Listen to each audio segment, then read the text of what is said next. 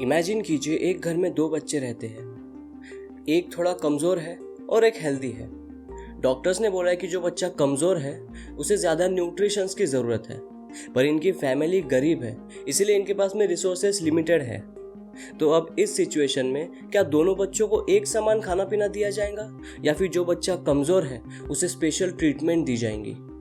For example, अगर दोनों बच्चे एक एक ग्लास दूध पीते हैं तो जो कमज़ोर बच्चा है उसे 1.5 ग्लास और जो नॉर्मल बच्चा है जो कि हेल्दी है उसे कुछ समय के लिए, जब तक जो कमज़ोर बच्चा है वो थोड़ा स्ट्रॉन्ग हेल्दी नहीं हो जाता, आधा ग्लास दूध दिया जाए। ये जो स्पेशल ट्रीटमेंट दी जा रही है कमज़ोर बच्चे को, उसकी वजह से उसे एक फेयर चांस मिलता है टू ग्रो स्ट्रॉन्गर।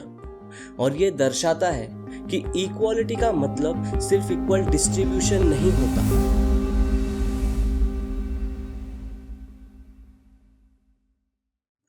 ऐसे और कई उदाहरण हैं, जैसे कि जिन महिलाओं को अपना खुद का बिजनेस स्टार्ट करना है उन्हें गवर्नमेंट की तरफ से सब्सिडीज, फाइनेंशियल सपोर्ट दिया जाता है, जो कि उन्हें इकोनॉमिक बैरियर्स को ओवरकम करने में हेल्प करता है। स्टार्टअप इंडिया स्कीम, जहां पर न्यू स्टार्टअप्स को फाइनेंशियल हेल्प, टैक्स बेनिफिट जैसी सुविधाएं दी जाती है।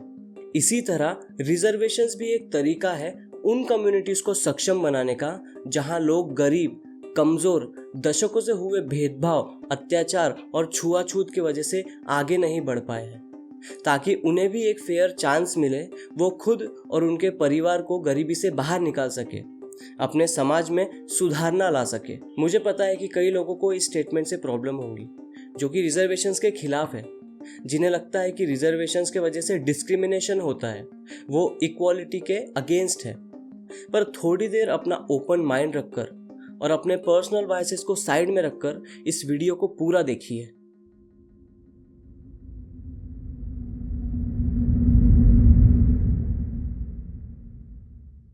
इंडियन रिजर्वेशंस एक सरकारी नीति है जिसका उद्देश्य है ऐतिहासिक रूप से वंचित समूहों के सामाजिक और आर्थिक स्थिति में सुधार लाना।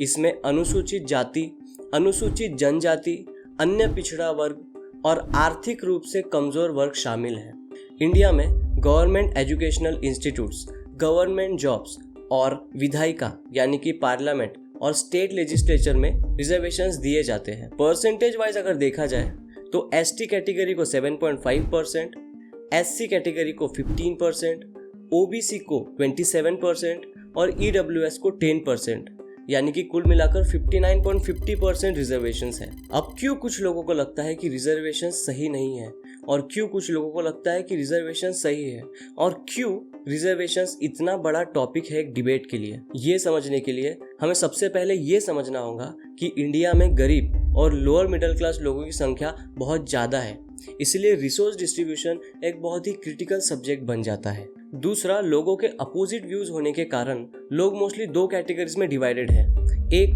जो रिजर्वेशंस के समर्थन में है और एक जो रिजर्वेशंस के खिलाफ है। ये व्यूज, ओपिनियंस बचपन से ही फॉर्म होते हैं। बड़ों की बातें सुनकर, आप किस कास्ट से हो, आपके आसपास कैसे लोग रहते हैं, ये सब आपके व्यूज, ओपिनियंस को शेप करने में बहुत मदद करता है। और ऐसे व्यूज, ओपिनियंस फॉर्म होने के बाद सबसे पहले तो लोग कंफर्मेशन बायस, यानी कि आप वही इंफॉर्मेशन सर्च करोगे, खोजोगे जो कि आपके बिलीफ्स के साथ अलाइन करती हो, और ऐसी इंफॉर्मेशन जो कि आपके बिलीफ्स के खिलाफ हो, जो आपके बिलीफ्स पर सवाल उठाती हो, उसे पूरी तरह इग्नोर करना, जिसे सिलेक्टिव अवॉइडेंस भी कहा जाता है। एक और टर्म है बायस्ड असाइमिलेशन। जब लोग ऐसी इंफॉर्मेशन से रूबरू होते हैं जो कि क्लियर नहीं है, कॉन्ट्राडिक्टरी है उनके व्यूज से, तो वो उस इंफॉर्मेशन का अपने हिसाब से मतलब निकाल लेते हैं, जिससे कि उनका जो एग्जिस्टिंग बिलीव है वो और स्ट्रांग हो जाए। इन्हीं सब कारणों के वजह से लोग ये समझने के बजाय कि रिजर्वेशंस दिए क्यों जाते हैं, रिजर्वेशंस का असली ऑब्जेक्टिव क्या है, वो अपने बिलीव्स पर अड़े रहते हैं। आज हम दोनों तरफ के व्यूज को समझने की कोशिश करेंगे। सबसे पहले हम देखेंगे आर्ग्यूमेंट्स जो कि रिजर्वेशंस के फेवर में है।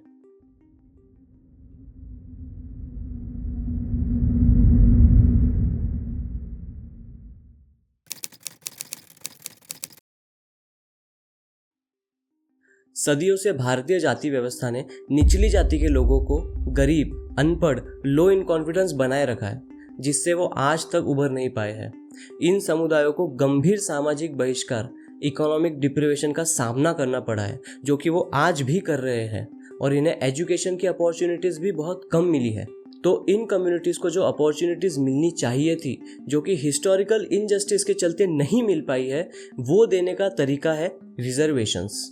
जब हम कहते हैं हिस्टोरिकल इनजस्टिस हुआ है, लोगों को सप्रेस किया गया है, तो असलियत में इसका क्या मतलब है, इसका क्या असर हुआ है, ये हम जानेंगे एक रियल स्टोरी के थ्रू। अर्ली 19th सेंचुरी में त्रावणकोर, जो कि उस समय एक प्रिंसली स्टेट था और आज केरला का एक पार्ट है, जहाँ पे लोअर कास्ट महिलाओं, खासकर दलित महिलाओं पर एक टैक्स लगाया जाता था, मुलक्करम, यानी कि ब्रीस्ट टैक्स। कोई भी इजावा या नदर जाति की महिला को ब्राह्मण्स या फिर कोई भी ऊंची जाति के लोगों के सामने अपने शरीर के ऊपरी भाग को ढकने की इजाज़त नहीं थी। अगर उन्हें अपने शरीर का ऊपरी भाग ढकना हो तो ये टैक्स देना होता था। ये ऊंची जातियों द्वारा निचली जातियों पर किया जाने वाला गहरा भेदभाव और नियंत्रण का प्रतीक था। परवर्तियार, जो कि एक लोकल ऑफिशियल था, दलितों के घर घर जाकर टैक्स कलेक्ट किया करता था। नांगेली, जो कि चेरथला गांव में रहने वाली इजावा समुदाय की एक महिला थी, उसके मन में इस अनफेयर टैक्स को लेकर गुस्सा बढ़ते जा रहा था, क्योंकि इन टैक्सेस के वजह से दिन के आखिर में खाने के लिए बस कुछ मुट्ठी भर चावल ही बचते थे। दिन भर खेतों में काम करने के बाद भी कोई ना कोई टैक्स होता था, जो कि अभी भी पे करना होता था। नांगेली को पता था कि परवर्तियार जल्द ही टैक्स कलेक्ट करने आएगा, पर उसने ठान लिया था कि अब वो टैक्स पे नहीं करेंगे। पर उसे ये भी पता था कि त्रावणकोर के महाराज इतनी आसानी से टैक्स माफ नहीं करेंगे। तो उसने कुछ ऐसा सोचा जिससे कि त्रावणकोर में चल रहे अत्याचार की ओर सबका ध्यान आकर्षित हो। जब परवर्तियार टैक्स कलेक्ट करने आया तो उसने उन्हें वेट करने के लिए कहा। अब परवर्तियार को लगा कि वो टैक्स, जो कि केले के पत्तों पर राइस के फॉर्म में दिया जाता था, वो लेकर आएंगी। नांगेली ने केले के पत्ते तो रेडी रखे थे, पर साथ ही में हसिया, जो कि एक फसल काटने का औजार है, वो भी तैयार रखा था। पूरी जिंदगी नांगेली ने खेतों में काम किया था, तो वो इस औजार को चलाना बहुत अच्छे से जानती थी। नांगेली ने वो औजार उठाया और अपने दोनों स्तनों को काट कर उन केले के पत्तों पर रख दिया और किसी तरह वो परवर्तियार के पास ले आई। परवर्तियार ये देख के चौंक गया और डर के मारे वहां से भाग गया, और फिर बहुत खून बहने की वजह से नांगेली की मौत हो गई। पड़ोसी जमा हुए, उसके पति चिरुकंदन को बुलाया गया। कहा जाता है कि जब नांगेली को जलाया गया तो चिरुकंदन ने भी उस आग में कूदकर अपनी जान दे दी। अब आप खुद इमेजिन करके देखिए ऐसे समय में रहना जहाँ पर आपके अस्तित्व पर भी टैक्स लगाया जाए। आप अपना शरीर ढक सकते हैं या नहीं, ये एक असह्य ऑपरेसिव कानून डिसाइड करे, तो आपको कैसा लगेगा?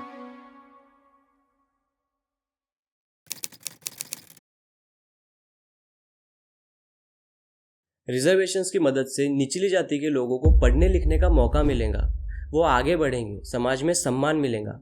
और जब ये समुदाय के लोग समाज में बड़ी पोजीशंस पर बैठेंगे, बड़ी रिस्पॉन्सिबिलिटीज लेंगे समाज सुधारना की ओर, तो जो इनके प्रति स्टेरियोटाइप्स और प्रिजुडाइसेस है वो खत्म होंगे, और फिर वो भी खुद को समाज का एक हिस्सा समझेंगे, जहाँ उनके साथ में भेदभाव छुआछूत नहीं होगा, जिससे कि भारत के लोगों के मन में एकता का भाव आएगा, हमारे देश की एकता बढ़ेगी। रिजर्वेशंस इन समुदायों को गरीबी से बाहर निकालने का काम करता है। जब कोई व्यक्ति इन परिस्थितियों से बाहर आता है तो केवल वही नहीं बल्कि उसके पूरे परिवार की परिस्थिति में बदलाव आता है। उसके कम्युनिटीज के लोगों को एक आशा की किरण दिखती है कि एक न एक दिन वो भी इन परिस्थितियों से, इन तकलीफों से बाहर आ सकेंगे। और जब ऐसे लोग, ऐसे परिवार, ऐसे समुदायों का भला होता है, वो आगे बढ़ते हैं, तो देश भी आगे बढ़ता है, क्योंकि ये हमारे देश के पॉपुलेशन की एक बहुत बड़ी संख्या है। तो जब ये आगे बढ़ेंगे तो हमारा देश भी तो आगे बढ़ेगा और शिक्षित और सक्षम होगा। ये तो थे कुछ पॉइंट्स जो कि रिजर्वेशंस के फेवर में थे। अब हम कुछ ऐसे पॉइंट्स, ऐसे आर्ग्यूमेंट्स देखेंगे जो कि दर्शाते हैं कि रिजर्वेशंस नहीं होने चाहिए।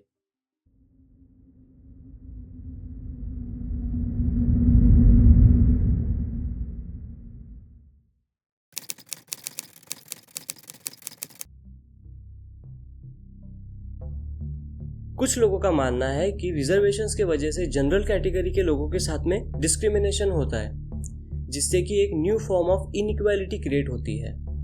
जो मेरिट बेस्ड जनरल कैटेगरी के कैंडिडेट्स हैं, उन्हें जो अपॉर्चुनिटीज मिलनी चाहिए थी, जो कि रिजर्वेशंस के चलते नहीं मिल पाई, इस मुद्दे पर अक्सर डिबेट्स होती रहती है।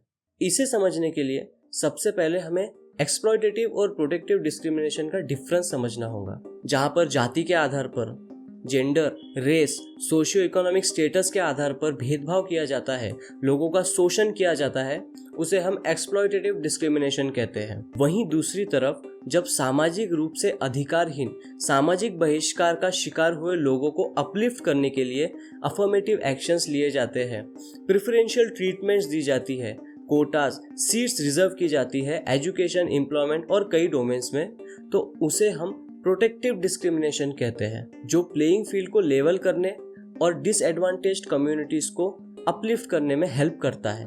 तो हम ये कह सकते हैं कि रिजर्वेशंस एक तरीके के प्रोटेक्टिव डिस्क्रिमिनेशन ही है।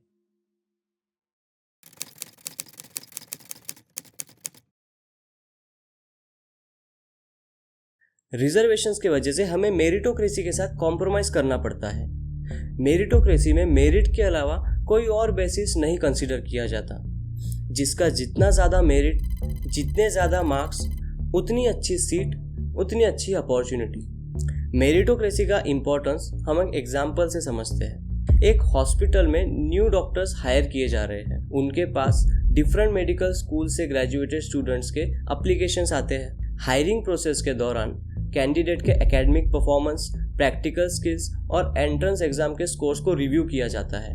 अब अगर हायरिंग मेरिट बेस्ड हो तो वही कैंडिडेट्स हायर किए जाएंगे जिनका नॉलेज, स्किल्स और एंट्रेंस एग्जाम का परफॉर्मेंस सबसे ज़्यादा अच्छा हो। और इस प्रोसेस से चुने गए कैंडिडेट्स, हायर किए गए कैंडिडेट्स मोस्ट कॉम्पिटेंट और कैपेबल डॉक्टर्स होंगे, जो कि एक high quality medical care provide करने के लिए बहुत ज़रूरी है। वहीं अगर हायरिंग रिजर्वेशंस बेस्ड हो तो एक certain percentage of positions reserved होंगी स्पेसिफिक सोशल और इकोनॉमिकल बैकग्राउंड के कैंडिडेट्स के लिए। इसका मतलब है कि कुछ कैंडिडेट्स उनके बैकग्राउंड के बेसिस पर हायर किए जाएंगे, ना कि सिर्फ मेरिट या फिर परफॉर्मेंस के बेसिस पर। मेडिकल जैसी फील्ड में क्वालिटी ऑफ सर्विस बहुत मायने रखती है और मेरिट बेस्ड सिलेक्शन ये इंश्योर करता है कि सिर्फ मोस्ट कॉम्पिटेंट इंडिविजुअल्स ही ऐसे पोजीशंस में हो जहां skills can directly affect patient outcomes. For example, एक हाईली स्किल्ड सर्जन जो कि एक्सेप्शनली कॉम्पिटेंट है उनकी फील्ड में, एक कॉम्प्लेक्स सर्जरी सक्सेसफुली परफॉर्म कर सकता है, जो कि एक पेशेंट और एक हॉस्पिटल दोनों के नज़रिए से ज़्यादा अच्छा है। इस पर काउंटर आर्ग्यूमेंट ये आता है कि हम मेरिट को तब तक असेस नहीं कर सकते जब तक हम एक इंडिविजुअल की सोशल और इकोनॉमिकल कंडीशन, जिसका असर उसे मिलने वाली अपॉर्चुनिटी और परफॉर्मेंस पर होता है, कंसिडर नहीं करते। एक फेयर मेरिट बेस्ड सिस्टम को इम्प्लीमेंट करने के लिए हमें सबसे पहले ये सुनिश्चित करना बहुत ज़रूरी है कि सबका स्टार्टिंग पॉइंट इक्वल हो।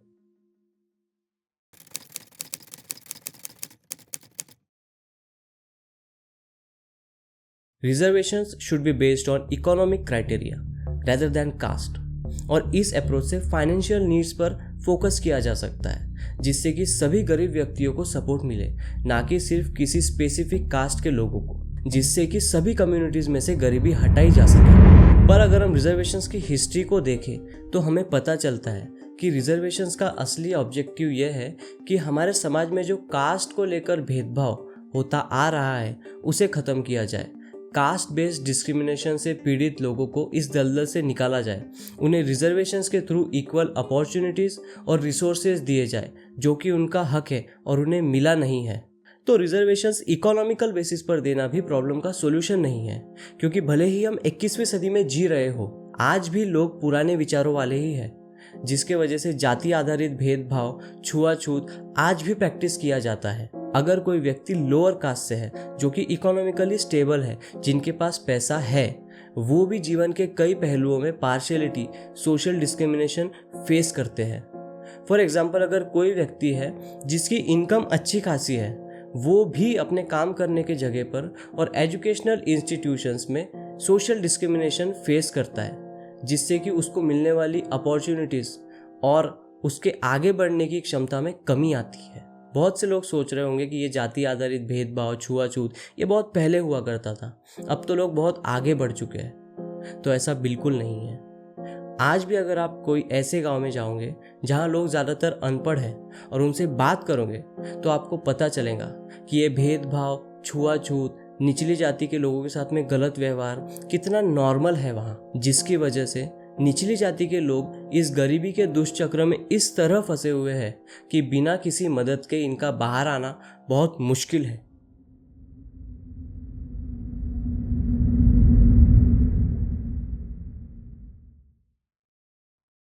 इस तरह के डिस्क्रिमिनेशन से लड़ने के लिए हमें कुछ एक्शंस लेने होंगे, जैसे कि बचपन से ही लोअर कास्ट के बच्चों को अच्छी शिक्षा दी जाए, उन्हें इकोनॉमिकली हेल्प की जाए, उन्हें ऐसा इन्वायरमेंट दिया जाए जहां उन्हें डिस्क्रिमिनेशन फेस ना करना पड़े। और इसके लिए सबसे पहले हमें अपनी मेंटेलिटी को चेंज करना होगा। लोगों को ये समझना होगा कि कास्ट बेस्ड डिस्क्रिमिनेशन, अनटचेबिलिटी ये सब गलत है। लोअर कास्ट लोगों के प्रति जो स्टेरियोटाइप्स फॉर्म हो चुके हैं उन्हें ख़त्म करना होगा। वैसे तो पॉलिसीज़ ऑलरेडी बनी हुई है, पर कितनी ही पॉलिसीज़ को फॉलो किया जाता है। सरकारी स्कूलों में मिड डे मील सर्व किया जाता है, पर कितने स्कूलों में जो स्टैंडर्ड्स फॉलो किए जाने चाहिए वो स्टैंडर्ड्स फॉलो किए जाते हैं। करंटली क्रीमी लेयर का क्राइटेरिया सिर्फ ओबीसी कैटेगरी के लिए ही लागू होता है, जिसमें ऐसे व्यक्तियों को रिजर्वेशंस के फायदों से बाहर रखा जाता है जिनकी इनकम एक सर्टेन थ्रेशोल्ड को एक्सीड करती हो, जो आज ओबीसी कैटेगरी के लिए 8 लाख रुपीस है। पर यह क्राइटेरिया SC/ST कैटेगरी के लोगों के लिए लागू नहीं होता। अगर ये क्राइटेरिया इस कैटेगरी में इम्प्लीमेंट किया जाए तो रिजर्वेशंस के फायदे, बेनिफिट्स ज़्यादा बेहतर तरीके से सही लोगों को, जो कि सामाजिक और आर्थिक रूप से वंचित है, उन्हें मिल पाएंगे। क्योंकि SC/ST कैटेगरी के अंदर भी कई ऐसे लोग, परिवार है जिनको ऑलरेडी रिजर्वेशंस का फ़ायदा मिल चुका है, या फिर जिनकी आर्थिक स्थिति बेहतर है, उन्होंने एक higher socio economic status achieve कर लिया है, इसलिए उन्हें अब रिजर्वेशंस की ज़रूरत नहीं है। इंडिया इकलौता ऐसा देश नहीं है जहाँ पे रिजर्वेशंस, अफर्मेटिव एक्शंस लिए जाते हैं। कई और देश जैसे कि यूनाइटेड स्टेट्स, जहाँ रेस और इथनिसिटी के बेसिस पर अफर्मेटिव एक्शंस लिए जाते हैं।